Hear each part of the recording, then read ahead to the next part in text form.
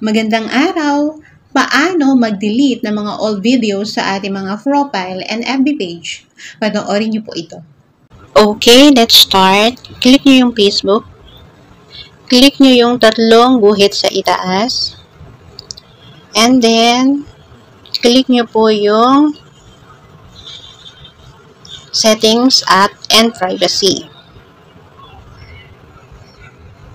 Tapos, click settings. Ayan, hanapin nyo po yung activity log. Scroll up nyo lang po or ano yun nyo lang po pataas. So, ito po yung activity log, your activity. So, click nyo po yung activity log. So, ayan. So, hanapin nyo naman po yung public post. So, ito po yung public post. Click nyo lang po yan. So, para makita nyo po yung mga post nyo everyday. At saka makita nyo rin po yung mga old videos nyo. So, ayan. So, meron po akong violation. So, it's September.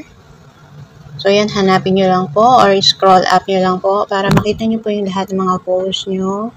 And tandaan nyo lang po yung may mga violation nyo. Para madali nyo pong ma-delete. So, ayan.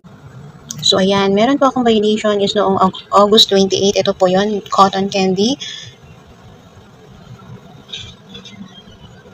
Ayan. So, click nyo lang po yung 3 dots. Ayan. So, click nyo lang po itong trash. And move to trash. So, click nyo lang po yan. So, yan. Na-delete na po siya. So, ganun lang po. I hope na nakatulong po itong video na ito. And, salamat po. I've seen a lot of change. Been through a lot of pain. Some things are not the same as they were a year ago.